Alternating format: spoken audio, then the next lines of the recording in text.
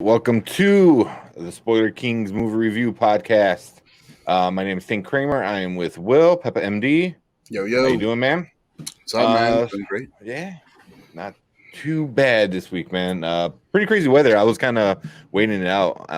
Over by me, we're getting some tornado warnings. Oof. So sirens were going off, and so Watch for floods, right? Get your shop facts ready. yeah, exactly. But cool, man. Yeah. So today's big box office one we're talking about is the not oh my god, I was gonna say the Spoiler Kings. It was the Suicide Squad, which is different from Suicide Squad. It came out in 2016, I believe it was. Yep. So let's see. It came out on HBO Max, so I think majority of people saw it on HBO Max. We'll get into that a little later. You want to get right into the trailer? Yeah, let's check it out. All right, let me pull this up real quick. Fresh our heads real quick on all the action scenes. Yeah. All right. Boom. Play this, and as that's going, I was just going to read the quick synopsis. So the government sends the most dangerous supervillains in the world, Bloodsport, Peacemaker, King Shark, Harley Quinn, and others to the remote enemy-infused island of Corto Maltese. Armed with high-tech weapons, they trek through the dangerous jungle and on a search and destroy mission with only Colonel Rick Flag on the ground to make them behave. So we have Idris Elba in this one, Margot Robbie, John Cena was in this one, Viola Davis, and a bunch of big shots as well that you see here in this one. And this one was directed by James Gunn, who also directed Guardians of the Galaxy 1 and 2, the bigger ones that he did. But that's basically kind of the only thing you need to know about it is they get sent into this little country of Corto Maltese. Corto Maltese. Yeah, it's an island in I guess away from South America. They've got some big operation going on called Operation Starfish. Operation Starfish. Which is why the reason why you got that on your background, right? Yeah. Hilarious. You kind of see a little bit of it. Let's see, because I have this thing flipped, so it kind of like throws everything off. See a little bit of right here in the trailer coming up. Like a quick glance of it. So if you haven't already watched the film, go ahead, favorite us, come back later if you want to not get spoiled with all the juicy details we're about to reveal. Yeah, because we're going all in, spoilers and everything. Yeah. So we already got Chicago Made Punk. I loved it, all caps. You loved it. What was your favorite part? Tell us in the comments. Some of your more memorable scenes. We'll definitely share with you some of ours. We're gonna talk about it. So you want to go on and talk about some of the good and bad things that you liked about it? Where Chicago Made Punk said John Cena was awesome here. His acting was good. Oh man, because I don't want to say he's not a good actor, but I feel like this film was made for John Cena. That character, the way it was written, was made for John Cena. And this isn't the first time that James Gunn has worked with a wrestler turned movie star, Dave Bautista in Guardians as well. So he kind of knows the keys to unlock their kind of true potential. And it's kind of crazy how John Cena can go from Fast 9, which kind of almost everybody hated him in. Very few people liked him in. He's kind of majority. To this one where people are saying how much they love John Cena. Right. I think he did okay in this film. I think his lines were delivered okay. And could anyone else have done the role better than him? Maybe one or two people could have. Maybe. He was replaceable. You know when you did a phenomenal job when you think no one else can take your role. So did he do that in this film? I don't think so. I think he did play a few good lines. He played a nice role of just like captain, let's do this mission type guy. But Yeah. when you watch this film, you'll notice that he turns a leaf on his team, if you will. Yeah, which is not too surprising because even his name, so his character is Peacemaker, which is kind of very ironic for the kind of character he is. And he even says it in one point in the film, he goes, I love peace, and I'm willing to kill every man, woman, and child to preserve peace. I was like, what? Hold on, exactly. Grab into your morals, my guy. But like I don't know John Cena too much, but from the little I know, he seems like that kind of person. Yeah. He seems like a dickhead. Where I don't know. He's like, I don't know. That is pretty true to his original character. So to kind of give you some insight on who John Cena is, he vowed to every woman in the world that he did not want to get married. He vowed he didn't want to have any kids. And you would think, oh, such a nice, icon for the WWE. You would think, oh, maybe he would want to, pass on his legacy to someone else. But no, he wanted to end the legacy. And he has a big family of like I don't know, like 5 or 10, I don't know, some ridiculous amount of brothers and sisters or brothers. Yeah. And so he's kind of a dick. As much as he does all these Make-A-Wish Foundation requests, and he's such an awesome guy for, your random Joe Schmo, like he's been vowing to just not have kids because they're just too high maintenance. He doesn't want them, taking up his time, and it's just, I don't know. He gets a little debaggery. So this character kind of, I agree with you. It could kind of fit him. Yeah. So it was good. And then also, Chicago Made Punk said Weasel was hilarious. So this is Weasel right here. He didn't have the biggest role in the movie. Along with a few other recruited criminals, if you will. Spoiler alert: they were just a distraction for the main mission, and so their lives were expendable. Yeah, and we'll see that, right? Weasel was such a weird character, man. Like just I keep staring at his eyes behind you. You can't even see who he's looking at. But who does he remind you of? There's no one really. Who do you compare this guy with? Like I was trying to not that you ever compare DC to Marvel, but like I was thinking like if this is our part of our squad, right, for the Suicide Squad, which he wasn't part of the main squad. Who would he look like? And I was thinking, oh, is he like the DC's, Rocket Raccoon? No, he was not Rocket Raccoon. He was as scruffy as him, but it's like if Rocket Raccoon went wrong, it might be one of his brothers or sisters that got experimented on, and it went messed up. Some kind of radioactive weasel or some sort, looking like a chupacabra. Supposedly, I think that's what's gonna happen to him. But supposedly, I was reading because that's Sean Gunn, which is James Gunn's brother, who also plays another role in the movie. He's Calendar Man, and he's the one that kind of like makes fun of one of the characters. He makes fun of Polkadot Man when they first opened the door for Polkadot Man, right? And James, he has the stupid the every month tattooed on his head. That's Calendar Man, and then he was also Weasel, and he has those baby blue eyes like that. From what I read, it hasn't been proven yet. They said that those are not actual, but those are, his eyes that they just like, CGI'd and bulged out and stuff like that, which makes it even more creepier. It's like they took his eyes and then morphed them into those weird. That's really weird. Yeah. So I was like, oh, what were like, yeah. He didn't have any lines, by the way. I don't know if you could give this guy lines, and I don't know what you would make him say, but he was just, like I said, a big distraction. Yeah. So all those guys, like you said, were kind of a big distraction. I really liked the fact that in every one of these kind of movies, right, where you have this super team, you always look for who's the leader, right? In this case, it was kind of like halved by, I can't think of his name, RoboCop guy. You mentioned his name. Colonel Flag. Flag. Yeah. Him and also the main guy, bro. I am not doing great with names. And Bloodsport. Yes, Bloodsport. They both kind of like took charge with the team, but man, even both of them were fucking up, and I kind of love that, by the way. So a little bit into the film, right?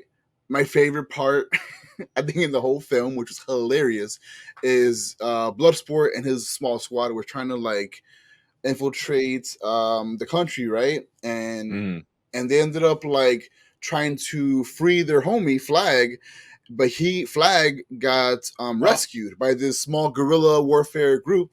Um, and so they see, like, I don't know if they saw him getting help or getting cleaned up or medically, service, but they just go in guns blazing and kill everyone. That's what they were told. They were told by Waller, Amanda Waller, which is Viola Davis's character, that Flag has been kidnapped and you need to go save him and basically kill everybody. And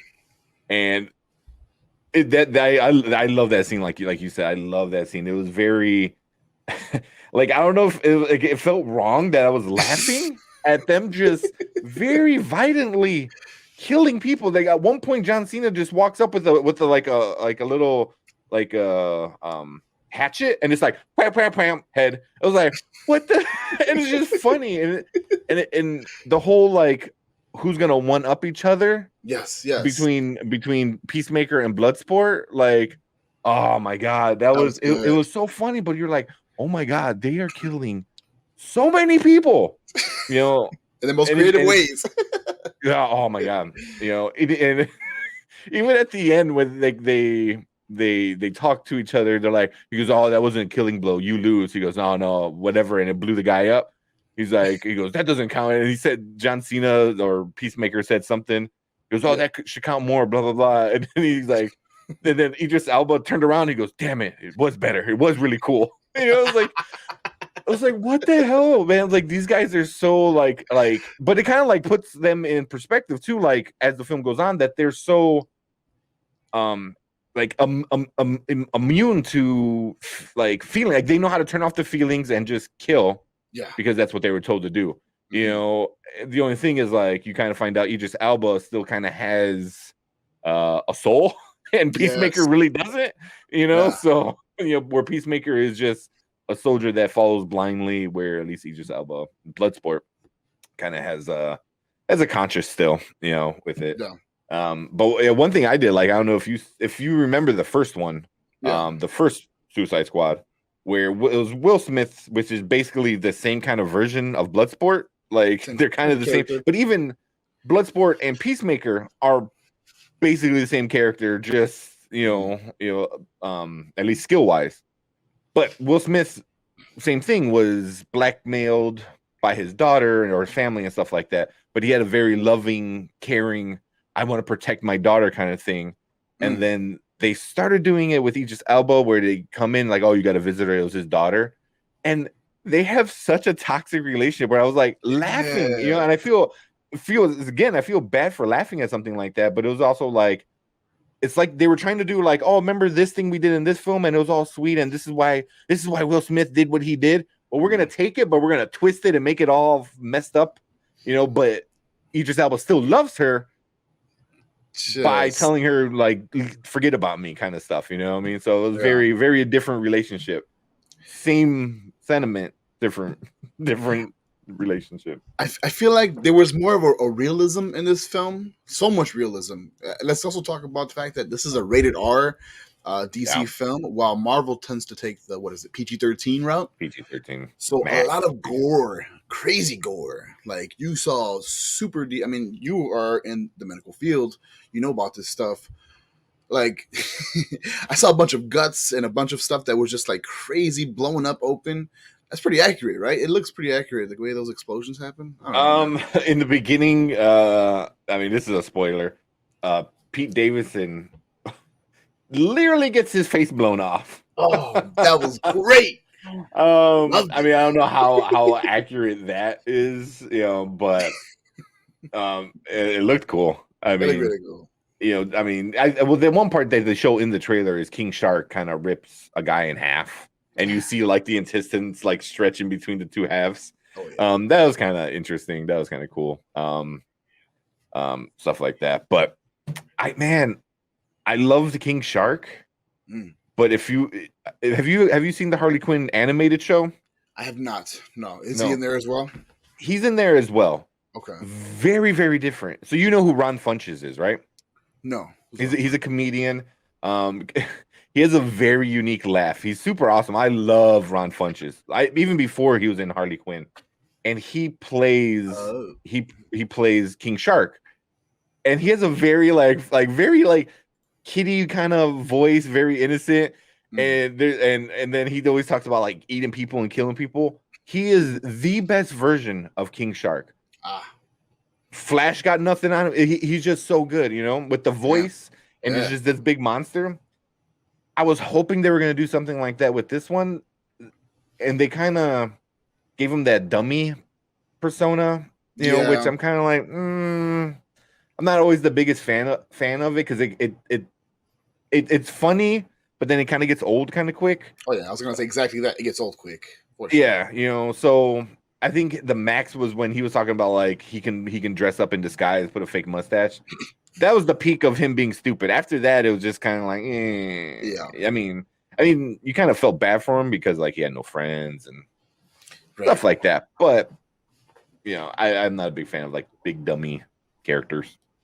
Do you remember who he was played by? It's kind of an iconic person, by the way, too. Yeah, well, he was voiced by Sylvester Stallone.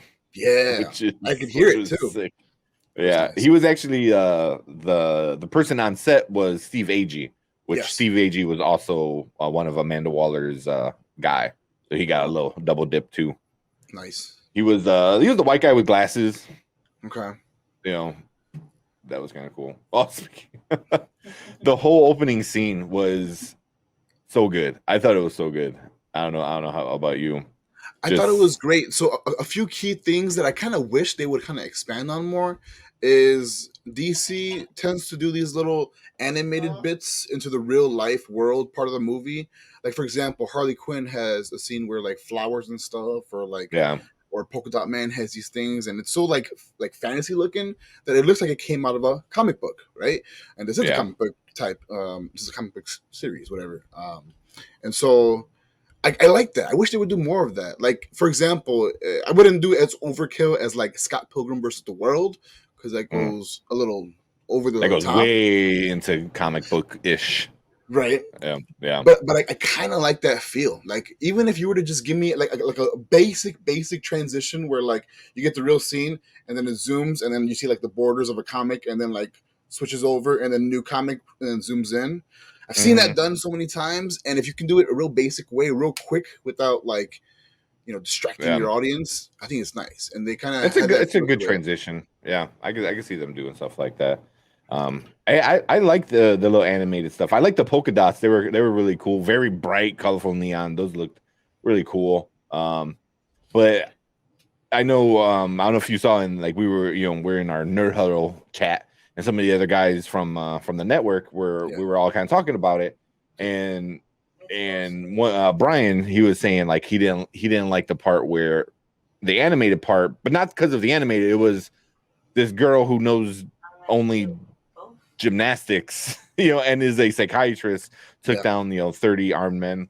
Mm-hmm. Yeah, I get it. You know, that's kind of like sucks, but it's also like I forgot what they call it. But it's just kind of something that they do because it's this character, you know, so it's just like, you know, I didn't really think about it, but I did read a few reviews that also kind of brought the same exact thing. But I like the animated part of it was like because you kind of get like that's in her head, you know, where blood doesn't shoot out, it's like flowers and you know the birds are scared of her, you know, they're like hiding behind the wall, you know, around the corner kind of thing. It was like that was pretty cool. But I mean, something like this that's so over the top, I was like, I'm not completely against it. I don't know, you know, I mean, you can always say these are like Corto Maltese soldiers, so are they like really soldiers or just people with guns? But then I don't know. I mean, even like there's a guy that was running up to her with a gun, which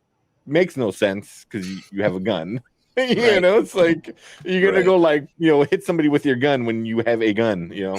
It's just stupid. But you know, there's like as little things like that. But also this movie was very, very comic book like accurate. It's stuck to like goofy comic book kind of style, and I liked it.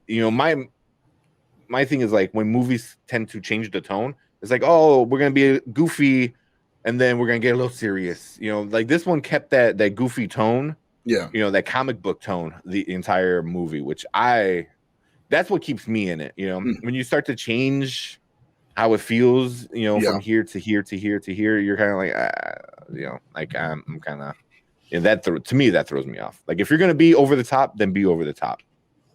So consistency, I don't know, man. Definitely key. Yeah. So, what were some of your other favorite parts of it? Favorite parts, or favorite characters or anything? So I kind of liked what they did with Ratcatcher 2, which is funny because there's a Ratcatcher 1 apparently in the comics, which is her father. And so they're pretty much rat whisperers. So if you were to kind of, translate this of a character similar in the Marvel world, you would think of Ant-Man, or like Aquaman, someone who can talk to all the fish or all the ants, and they can make them do whatever they want just because they were taught this, extra ability. That was pretty cool. Like I'm trying to think, like how could you make your power of controlling rats powerful? And it's just I come to think of you can't really make that powerful, but to make it funny, you just do it in numbers, I guess, and that's how you kind of just that's where anything anything in numbers is gonna overpower the big bad rock or whatever, big bad guy. Yeah, but she was pretty cool. Real laid back character. She was like the voice of reason for King Shark, which was nice. She was his first friend, declared friend. They like shook hands and everything, I think. And it was funny because that was right after he tried to eat her. Yeah, one of the first scenes. Yeah, she's a heavy sleeper, and you'll see this in the film. And so like kind of silly. He was like having her in his mouth, in his jaw, and she was just sleeping away. But she was pretty cool. We got a few cameos from some characters in the DC world. I kind of forgot what their names are, but there was one that was in the prison there, and she had like, it was a woman, and she had a bunch of like stained glass looking skin. Yeah. Oh my god. Yeah. Right. Yeah. Kaleidoscope. I think her name was, or something like that. Yeah, it was. Nice. It was something along those lines. It was. Yeah, she's another like B-list villain. And then I see why people kept saying like, oh, we get like another James Gunn Guardians of the Galaxy reunion. So we actually get Mantis showing up here, making a little cameo. Did you see that? Did you catch that? Yeah, that was cool to see her. I didn't catch it the first time. I watched the film 2 times. It's a 2-hour film, so I mean, it was pretty long, but goddamn. It was pretty pretty long film, but it's watchable for me at least. Yeah, we'll get to reviews. I didn't even notice the time, man. Like me and my girlfriend watched it, and she was kind of like, about watching it, because the first one was just so bad, it kind of like throws you off. Oh, yeah. And we were just like, we were in it, like it was just so good. Like I didn't even notice the 2-hour time of it. Because it was just like parts that made you laugh, and you're just like laughing, high action the entire time, and all. I was all into it. That's a win when you can like make your audience forget how long a movie is. That's a win for me, because then that means you're not worrying about like, oh, when's this thing gonna end? When you got that kind of thought process, then probably the movie didn't do so well. Yeah. So, but yeah, like you said, with some guest stars. So Clementif. She's like you said, Mantis. She was one of the dancers, and right away, because she has a very like unique face. You know what I mean? Like you can tell her like super easy. And I wasn't sure. I'm like, is that her? And I guess she's not credited. Damn that. She's not in the credits for it, but that's her. So that was pretty cool. Another one was really cool was the creator of Suicide Squad, John Ostrander. He created it. He is in the movie. He was the doctor in the very beginning that gives Michael Rooker character. Who do you play? Michael Rooker was I forgot, the guy with the blonde hair. Savant. There you go. Yeah. He gave him the shot in the back of his head. So I'm like, Okay. that's pretty cool, you know. And James Gunn likes to do that, you know, a lot. Like, even you know, Zack Snyder does that too. They like to give some of the creators their little moment in the sun, which is pretty cool. Even though the Russo brothers did that with in Endgame. Oh, okay. They gave the guy who created Thanos, I believe, he was in the circle when Captain America was talking. Oh, There's two creators of whatever characters, but yeah. So it's cool. I love when they could do that, because like the comic book creators never get, unless you're Stan Lee, you know what I mean? Like, yeah. you know, I mean, how great Stan Lee is it's also like he was like the sales guy for a lot of stuff, and he kind of wind up getting the credit for a lot of stuff as well. Yeah. So like other guys who did really great things, you know, back in the day, you know what I mean? And now their work is coming back, and it's pop culture. So Yes. I'm glad like some of them are at least getting in the film, like, you know, and getting like recognized that way, stuff like that. Hell yeah. But and Taika Waititi, he was Ratcatcher 1. He was the dad of Ratcatcher 2. Okay. Which, man, like that was a moment where like it got serious, where you know he was a very loving dad, you know, the complete opposite of what Bloodsport's dad was to him. You know, Bloodsport's dad was very messed up. Yeah. You know, locked him in a cage with rats and shit. That's why he's afraid of rats. And Taika, or you know, Ratcatcher 1, Taika's character, loved his daughter, did all that stuff, but he was drug addict, and he wound up like dying. I'm assuming like heroin, because it was like a needle. And I was like, oh man, that really sucks, man. And supposedly there's a bunch of like already like theories going around that she sleeps so deep because that's the only time she can remember her dad. So it's like, you know, she trained her body to be stuck in like this slumber so she can like dream of her dad. I'm like, that's kind of cute. But that scene, and I thought that scene was so well shot, like in the reflection of the bus as they're going by. I was like, oh man, like art. Yeah, it was nice. But it's like, I love when James Gunn does stuff like that, you know what I mean? Like, I know like Marvin, I was like, we were, you know, because, you know, we'll talk about some of their guys' reviews as well. But I'm like, you know, this is 100% James Gunn. And I think even Alfredo, I'm like, yeah, this is, you know, it's James Gunn. One, because all his actors are in it. You know, Michael Rooker's in it, Nathan Fillion, his brother's in it. They're in all his movies.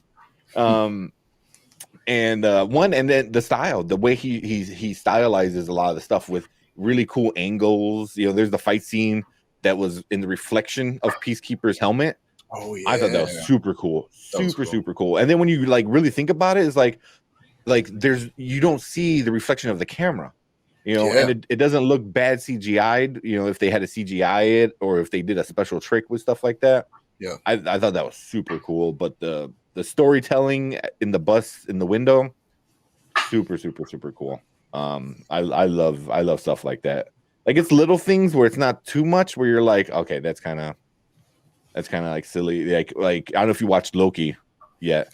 I watched Loki. There's a part where it starts and like the whole camera does a full like 360 in the beginning, and that shit made me nauseous. I was like, why? It was like, I'm like nauseous right as this, you know, like great episode starts. But something like that was pretty cool.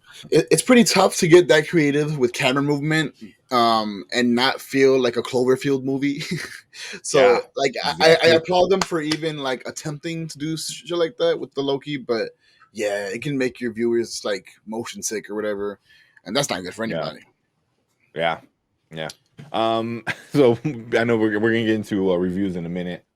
Yes. Polkadot Man, I thought was gonna be just a stupid character. I thought he was gonna die really early on, and I thought it was just gonna be just like I said, just a stupid character because he's a silly character that has polka dots and that's his weapon. Yeah, and he wound up being him and Sebastian. Sebastian is Ratcatcher's little rat. And my girlfriend, like, when they first show him, and she goes, "If they kill that fucking rat," I was like, "They better not kill that rat." You know, it's like, you know. So luckily, they don't kill the rat. Good. So they, but Polkadot Man, he everyone's kind of weird about him. He's very introverted, and then they're like, "Oh, is that a virus?" Like, "Oh, is that contagious?" And then he winds up telling his background story, which real quick before I continue with that, everyone tells their background story in such a way where you get to know every single character. So by the end of the movie, by the big battle at the end, you know all of their issues, and it wasn't, they didn't take an hour to explain it like fucking Justice League, what I mean? It's like, real quick, good stuff, boom. People that need more of a explanation, like, do that. Chicago made Punk, Sebastian with the heart face. Sebastian was awesome. Bay. Yeah, big heart for a little guy. But so Polkadot Man, gave a story, and basically his mom did that to him on purpose. And it messed him up so much. And he said his siblings wind up dying from it because she did it to all his siblings. He's the only one that survived. And they asked, "Well, where's your mom?" And he's like, "Everywhere." And it cuts. That has to be one of the best scene, like, cut, is they cut to all the other Suicide Squad members, but they're all his mom. So you have Big King Shark, but it's his mom. Like, oh my god! Like props to that actress that can like, hey, we need you to pretend to be him, pretend to be him, pretend to be him. That was sick. And then they're in the club and he's dancing, and they're all his mom again. He was freaking out, dude. Oh man, I love that. It was so stupid, but it also like childhood trauma, affects people, and I think that's, it was like, because there's a lot of these things that are like, it's funny, it's stupid, but then you start to think about it and you're like, oh damn, that's fucked up.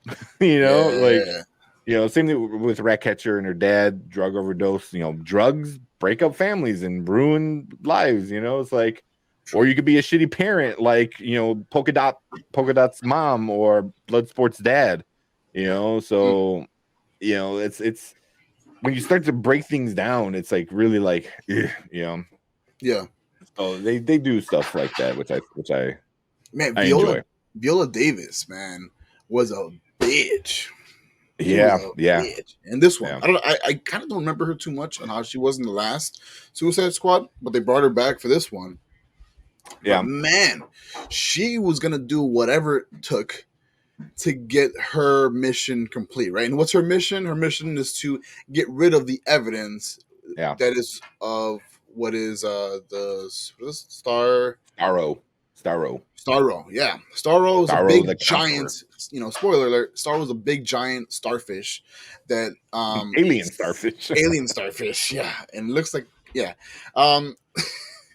looks really silly but really serious for some reason, if that makes sense. And he or she or it sends out little and you'll see it on his screen, little starfishes, and they kind of act like face huggers from Alien.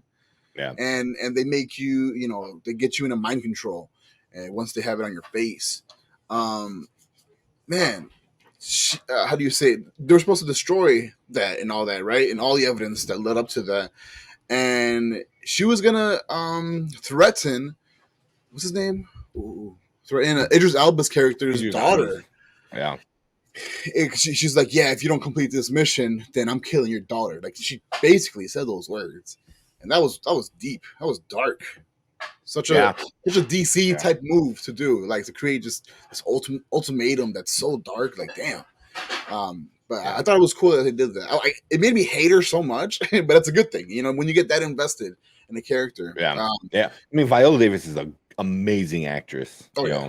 Oscar nominated actress. I mean, she is.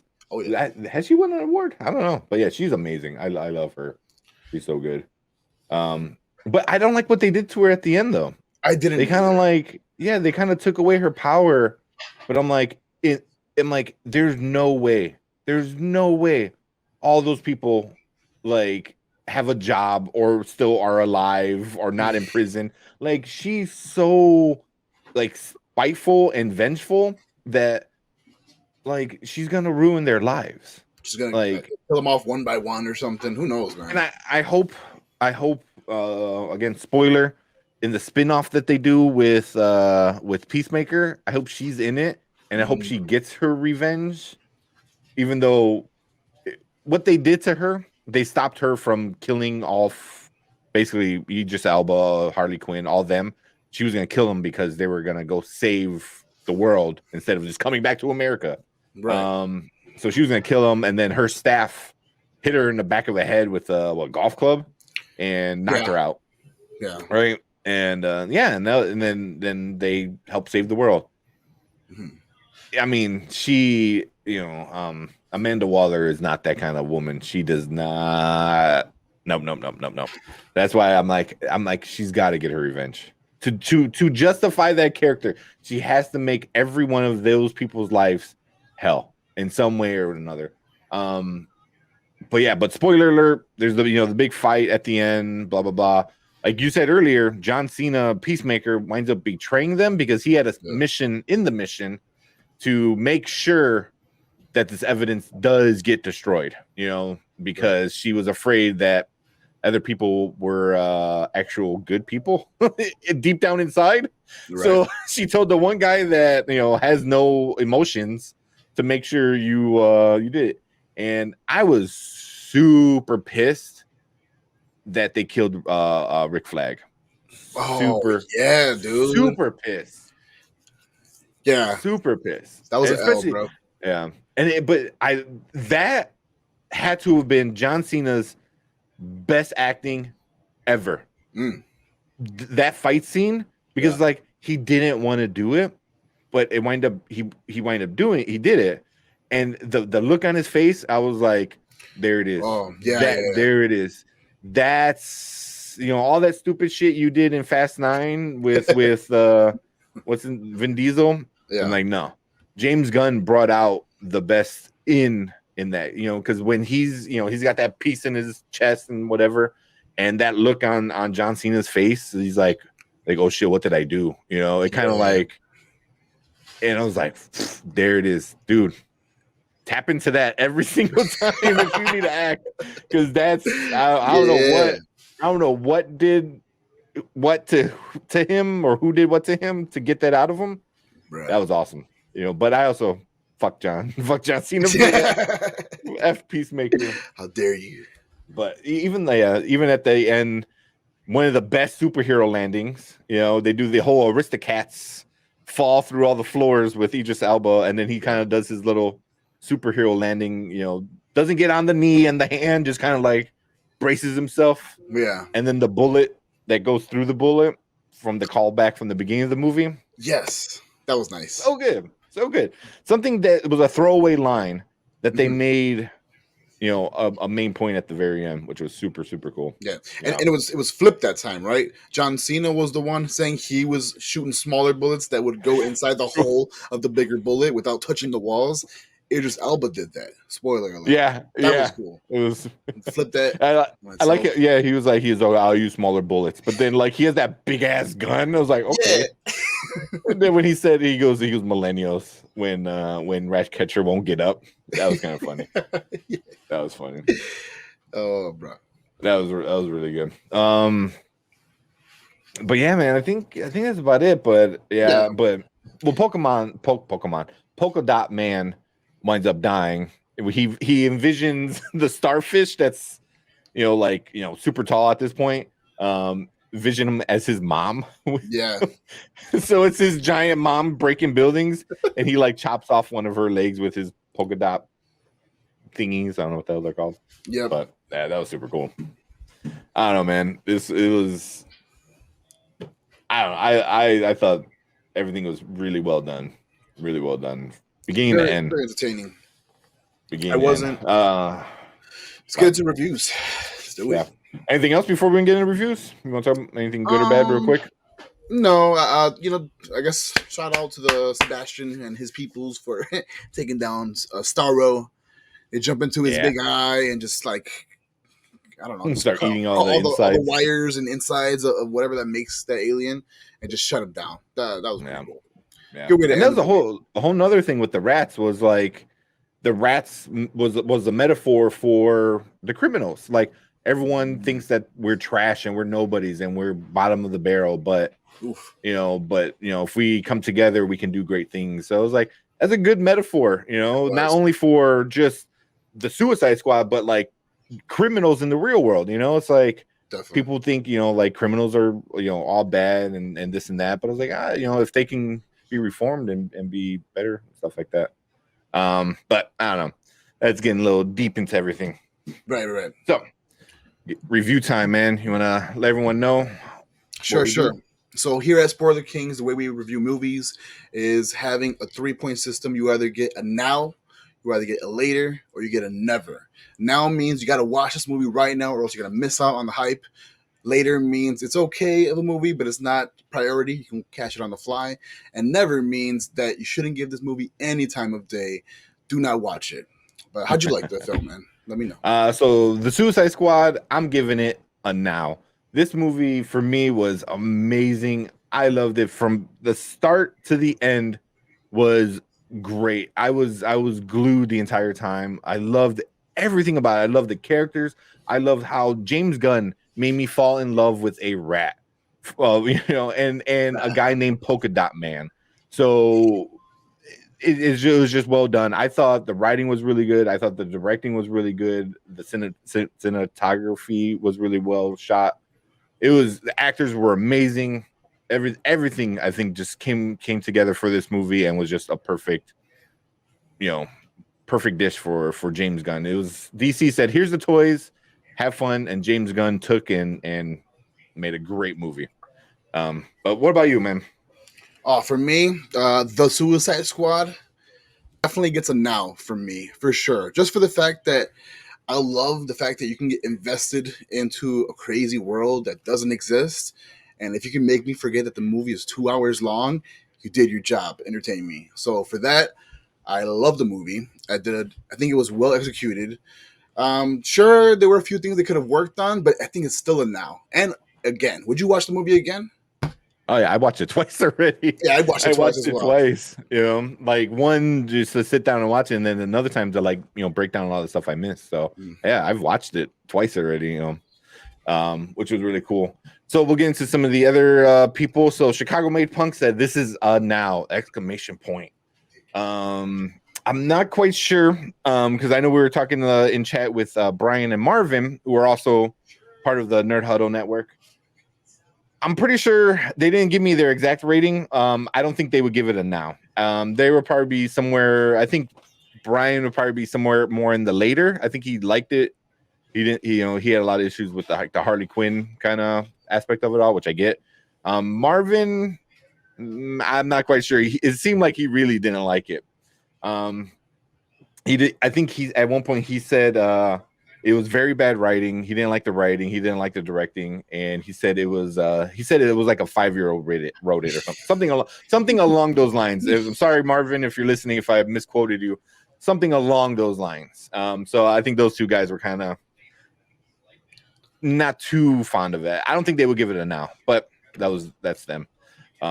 They couldn't make it on today. That's okay. But we'll go on to Rotten Tomatoes. Oh yeah. So the audience score is 84%. Oh, which is not bad. Not bad. The critic score, the tomato meter, is 91%. That is certified fresh. So pretty good. Pretty good. Like for me, it's like 85, or it was 85%. It actually went down a point.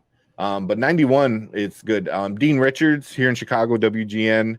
He's one of the only critics I really listen to because he knows, like, if a movie is meant to be like a kid movie, he's like, it's a kid movie. If it's meant to be like an artsy fartsy movie, he knows, and I tend to like his criticism a lot. He gave this movie an A, which is really, really surprising. That was like the beginning of it. I was like, oh, wait, is this a good movie? And, I heard a lot of good stuff about it from other critics. But some of the critics here, let's get into Rolling Stone. Austin Collins said, this movie is too much, too long, but not lacking in the glories. To find them, follow Harley. She's leading the way. So he gave it a 3.5 or 3 out of 5. Who else we got? We got real views with the Suicide Squad. Gunn shows that there are ways to keep things edgy while at the same time offering enough humor and action to maintain the crowd-pleasing elements. There we go. And then we got Susan Granger from SusanGranger.com. I'm not sure who she is, but she gave it a 3 out of 10, which is dang. Ooh. She said with little exposition and no character development, which I completely disagree. There are no emotional residents. Oh my god, making it more of a grotesque R-rated comic book turned video game than a movie. I don't agree with that. I mean, no character development. You found out about every single character and you cared about every single character. You know, like Polkadot Man, even Bloodsport. It was like, damn man, dude, you had a shitty. And just for one more, NYC Movie Guru gave it a 3.665 out of 10. I don't know what the hell. He said yet another mindless, overproduced B movie that neither funny, excited, nor campy enough to be guilty pleasure. I don't know.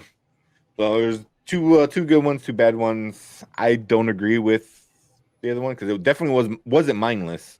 There was a lot of metaphors to the movie and to the real world.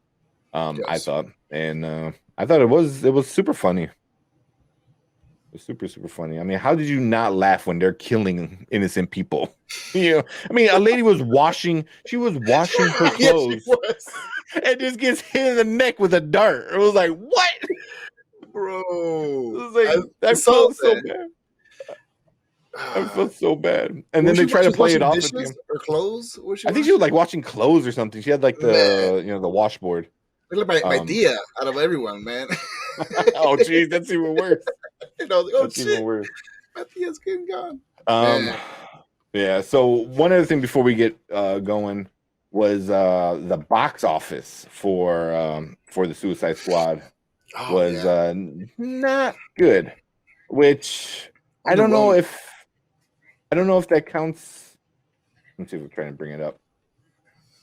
I don't know if that really counts towards the movie or towards the HBO Max, the HBO or the situation that the country is still in. You know what I mean? Like Delta's going on and blah blah blah. You got all the other stuff. Variety said that the Suicide Squad stumbled at the box office. It made it didn't make that much. Overall 72.2 million throughout the weekend. So 26 mil in the first 3 days in North America and another 35 mil internationally. So but it was on HBO Max, which was a big thing. I watched it there, you watched it there. A lot of people probably watched it there too. It was I don't know. I mean, you had everything going on with COVID, so I'm sure a lot of people were kind of like playing it safe.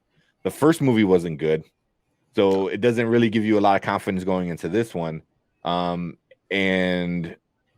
it's on HBO Max, so you can just watch it at home. It's not even an extra fee like Disney does, so it's just part of the membership. So, which was nice. Yeah. So I don't know, man. That's kind of like asterisks, to the crappy box office because a bunch of things that came into play with that one. But hey, that does suck because I do hope they do something new. And James Gunn did say he wants to come back and do more DC stuff because after Guardians 3, I think he's done. So and I think a few of the other people are done too. I think Dave Bautista said he was done as well, and I think Chris Pratt said he's done. I don't remember. I don't know what else Chris Pratt really got going for him. Yeah. I mean, he married a Kennedy Schwarzenegger, I mean, that's about it. Yep. See how long that lasts. We'll see. But I think that's it, man. I think that's it. Anything else? Nah, that was it. Hey, if you haven't already seen, I know you can't really see behind the camera. But Spoiler Kings, we got merch, bro. Yeah, and check it's that fresh. out. The thickness of this cotton and just the overall weight, how it fits, super comfortable. If you want, check it out in the links. Yeah, I gotta put that. Yeah, we're starting to roll out all merch. So right now, Spoiler Kings and Panda and Grizzly got the most stuff. Even you want to show your back? Oh, got my a little back, thing on the back. A little Nerd Huddle logo back there. Check that out. Oh, it's dope. Yeah. I love it, man. So, I'm gonna get a bunch more. Probably sometime this when I get paid Friday. Nice. I'm gonna buy a few more for me and my girlfriend. Let's see. I'm trying to bring this up. What are we doing next week? Next week, I don't know actually. Stay tuned here. Give me a second. Free Guy. That's right. Free Guy. Free Guy comes out this week. The new Ryan Reynolds movie. Okay. Yeah. So we got Free Guy coming up. We still got to figure something out for the 23rd. Candyman is on schedule, which I'm excited. That is a Peel. Is it Peel? Key and Peel. Key and Peel. Oh, Keegan Michael Key. It's not Key. No, it's Peel. It's Jordan Peele. Jordan Peele. He's doing the Candyman, which I love the old school Candyman, which is awesome. But we also got a couple more comic book stuff coming on. Shang-Chi and the 10 Rings, and Venom, Let There Be Carnage. Those are all coming up soon. Next couple weeks, next month or so. So make sure you guys subscribe to the channel so you know when we go live, all that good stuff. And also, make sure you follow everyone else over on the Nerd Huddle. All the links are down in the description. Tomorrow we got Panda and Grizzly. That's Alfredo, Brian, and Marvin that they hang out and they talk about all Chicago Bears stuff and they sprinkle in some NFL news. And then Wednesdays, Marvin and Martin and Mark, the Dynasty Pylon, they do all your Dynasty and IDP fantasy football styles. And they tell you all the information you need to know for that. And those guys know their stuff when it comes to the Dynasty and IDP. And then Thursdays, Did We Just Become Best Friends? I think we're going to do some more Olympic stuff, but mostly we're going to talk about the new Marvel What If stuff coming out on Disney Plus, which I can't wait. That's going to be really awesome. And then Sundays, Morning Spike, where we help you out with your fantasy football and all that good stuff with the NFL. And every Monday here on the Spoiler Kings movie review channel, Monday nights, we give you our breakdowns and thoughts of the weekend's box office blockbuster. Hell yeah. So, anything else, man, before we end this one? Nah, just make sure you go follow us. We'll have all of our links down below. Catch us every Monday, 8 p.m. We love to hear what you thought about the movie, as well as just joining on the chat, just chopping it up. Yep. Yeah, and if you're catching this on replay, let us know in the comments, man. We're always in the comments, checking out, talking to people and stuff like that. But cool, man. That is it from us this week, and we'll see you guys next week. Later. Out.